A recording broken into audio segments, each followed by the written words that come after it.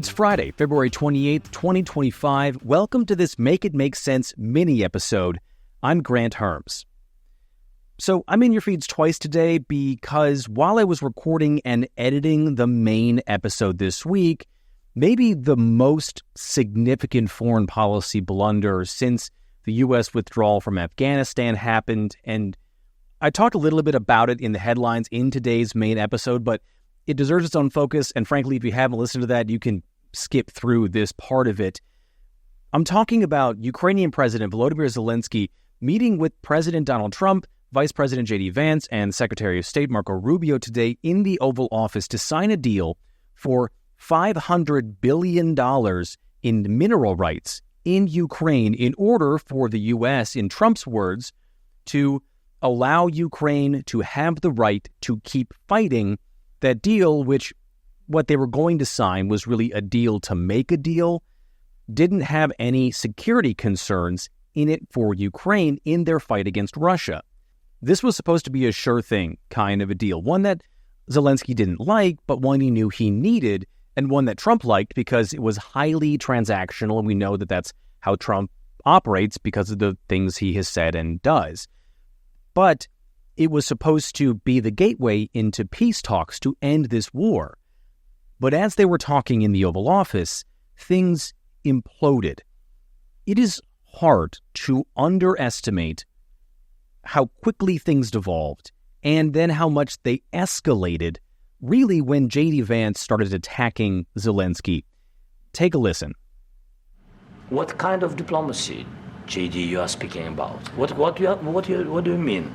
I'm talking about the kind of diplomacy that's going to end the destruction of your country. Yes, but if you Mr. President, with respect, I think it's disrespectful for you to come into the Oval Office and try to litigate this in front of the American media. Right now, you guys are going around and forcing conscripts to the front lines because you have manpower problems. You should be thanking the president for trying to bring an end to this conflict. Have you ever been to Ukraine that you say what problems we have? I have been to. Count once. I've actually watched and seen the stories, and I know what happens is you bring them on a propaganda tour, Mr. President. Do you disagree that you've had problems bringing people into your military? And do you think that it's respectful to come to the Oval Office of the United States of America and attack the administration that is trying to prevent the destruction of your country? A lot of questions. Let's start from the beginning. Sure.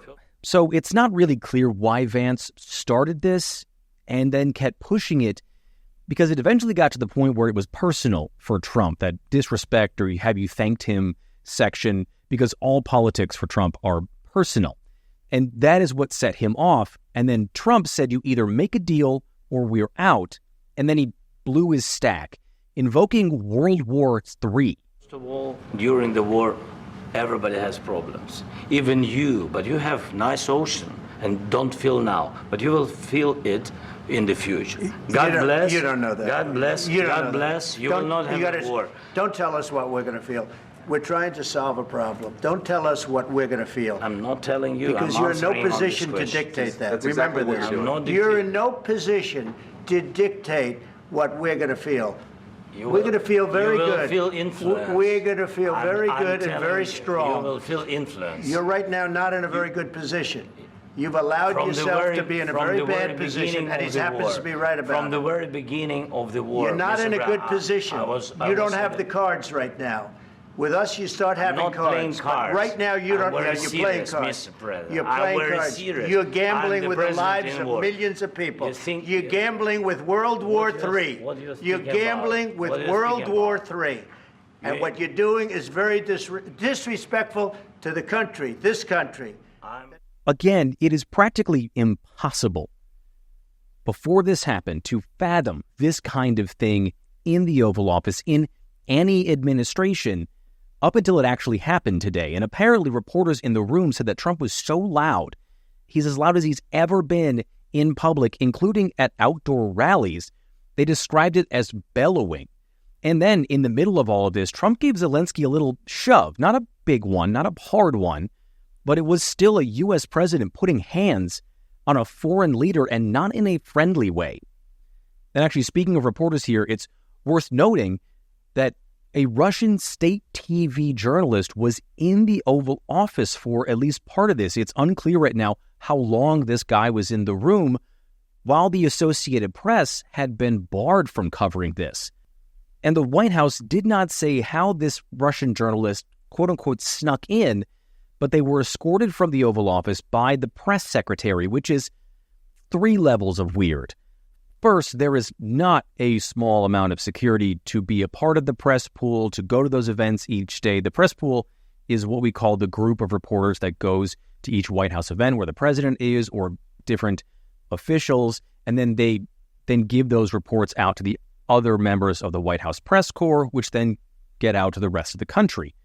So it's hard to get through security for those things, let alone get into the Oval Office. And second, right now, the press secretary is picking and choosing individual reporters from individual outlets in a way that she usually doesn't do. The press secretary usually doesn't do that. That is a White House Correspondents Association job most of the time. But the White House press secretary said that they would be changing those rules because they're unhappy with the Associated Press and people who stand with them, because the Associated Press won't call the Gulf of Mexico the Gulf of America. It's long and dumb. But the point I'm making here is that the press secretary would know every single person in that group because she picked them. And then third, it is very weird and alarming that an unapproved person, let alone one from a TV station from an American adversary, was able to make it all the way into the most important office in the world for an undetermined amount of time, and then was escorted out of the building by the 27-year-old press secretary? Now, other reporters in the room said that they saw Secret Service talk to this guy and then escort him out of the room, and then he was handed off to the press secretary. But there haven't been any statements from the Secret Service about whether there are real security concerns now, or if there were at the time, which is really bizarre because this was an unapproved Russian getting close to the president and vice president, which should be real cause for alarm, though I'm sure that will be something that we'll hear about this weekend. But let's get back to the meeting here, because ultimately the whole thing was cut short and the deal didn't get signed. Marco Rubio had to tell Zelensky that he and his delegation needed to leave the White House. They were supposed to have lunch and then go back into negotiations for this mineral deal, but Trump said, not today. And Zelensky was asked to leave, or was shown the door, whichever way you want to put it. It was still absolutely stunning. And then after the meeting, Trump spoke to reporters from the White House lawn after saying in the White House that he and Putin had gone through the Russia investigation together, like they were partners in crime or whatever.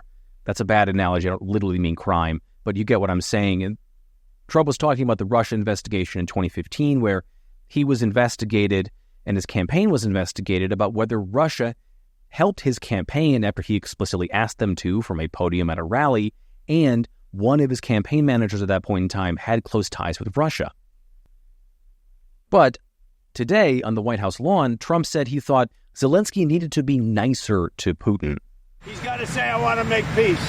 He doesn't have to stand there and say about Putin this, Putin that, all negative things. He's got to say, I want to make peace. I don't want to fight a war any longer. His people are dying. He doesn't have the cards, just so you understand it, okay? When Zelensky left the White House, he went right to Fox News, where he had a scheduled interview on what has become not a friendly network to him. And he was defiant that he wouldn't back down from his criticism of Putin, but did say he was sorry and wants to restart negotiations for this mineral deal because he knows it's the fastest way to get to a ceasefire. Do you think the public spat in the Oval Office in front of the media served Ukrainians well today? I think this kind of spat is I mean, this we have. I mean, this is not good for both sides anyway, and I'm very open, but I can't, change our Ukrainian attitude to Russia, and I don't want they kill us for us. This is very, very clear that Americans are the best of our friends, Europeans are the best of our friends, and Putin with Russian their enemies. And it doesn't mean that we don't want peace. We just want to recognize the reality. Now, even though Zelensky went on their favorite channel today and did apologize, Republicans all over the place celebrated. Speaker Mike Johnson called it a display of a president putting America first. Marco Rubio thanked Trump for his display, despite sitting next to J.D. Vance like he was at a friend's house and their parents were fighting. South Carolina Senator Lindsey Graham, who has been an on and off again and now very much on again Trump ally, and one of the foreign policy leaders for Republicans in the Senate, maybe the entire party, had this to say today, knowing full well that it would be adding fuel to the fire that could damage U.S. ties to Europe. What I think, complete, utter disaster. I've been to Ukraine 8 or 9 times since the war started. I understand the consequences of Putin's actions against Ukraine. I appreciate what the Ukrainian people have done. They fought like tigers. At the end of the day, I was hoping that this minerals deal, which would be transformative in the relationship, would go over well. I talked to Zelensky this morning. Don't take the bait.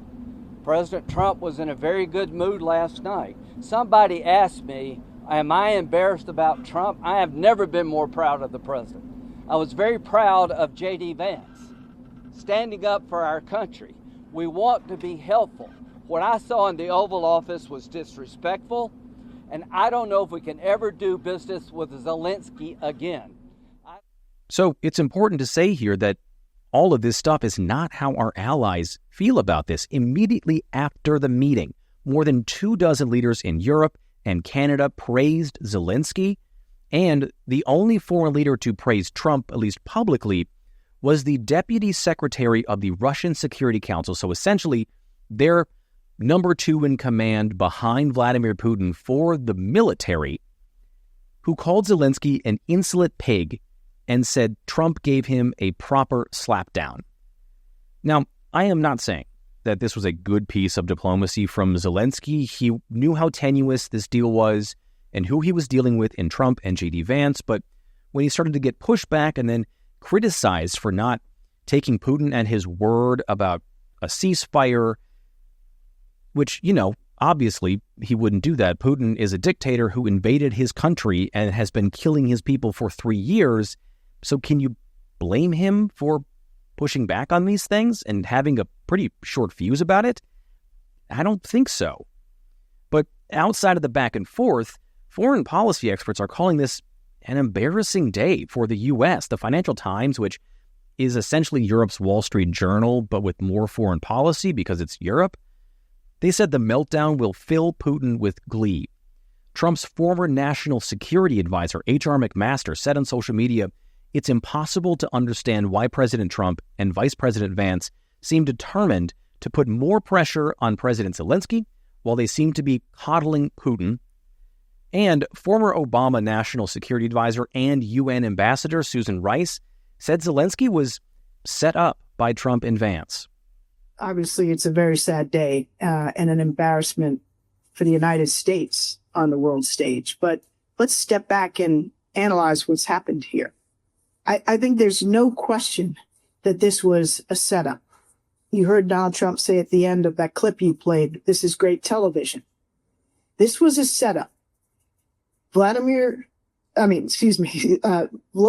Zelensky was compelled to agree to a horrible deal that would have sent Ukraine's minerals to the United States without any concrete security guarantees.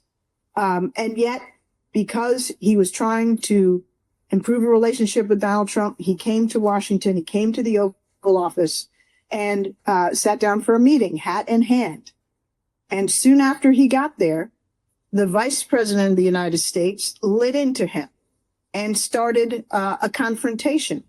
Now, I've been in countless Oval Office meetings with heads of state, presidents and vice presidents, as national security advisor, as UN ambassador, and in other roles. I can tell you that the vice president or the secretary of state or anybody else, they don't jump in, hijack a conversation without the express blessing of the president of the United States. So J.D. Vance did that deliberately. Donald Trump knew what he was going to do. And I think, as he said at the end, because he can't, help himself, this was a setup for the camps. I do need to say that right now there's no proof that this was a setup, although, like you heard Rice say, a lot of times these things are choreographed. And she's right, Trump did say at the very end of this exchange, well, at least it'll be good TV. Now, CBS News is reporting that behind the scenes, foreign leaders have been frantically calling the White House to try to get this deal back on the rails so that a peace deal can be made down the line. There's talk potentially of urging Zelensky to resign or step down, like Lindsey Graham said, but it's unclear if there's anyone in Ukraine who could fill Zelensky's shoes. But the reason all of this is such a big deal is because it really is impossible to downplay how important the war in Ukraine is and Ukraine's freedom from Russia is to keeping the U.S. out of a European war. If Russia takes Ukraine and then keeps moving into our European allies, or close enough for them to get really nervous, it's another step closer of the likes that Europe hasn't seen in 80 years, nor the U.S., and today, Trump made it clear that we might not be on their side this time around. Okay, that is it for this MIMS Mini. Please rate and review the podcast on whatever podcast app you listen to this on. Like, subscribe, and hit the bell for notifications on YouTube. It'll really help share this show, especially the YouTube Shorts. You can also subscribe to the Make It Make Sense Substack, where I'll have bonus content up there, including an extended interview with Representative Debbie Dingell from Michigan, who was in the main episode today. That'll come out on Sunday. And as always, share the show on social media. It's MIMS News Pod. That's MIMS News Pod, all one word on every platform. I am at Grant Herms on X and Bluesky, and at Grant Herms TV on everything else. Thank you so much for listening twice today, and hopefully I will not have to talk to you again until next week.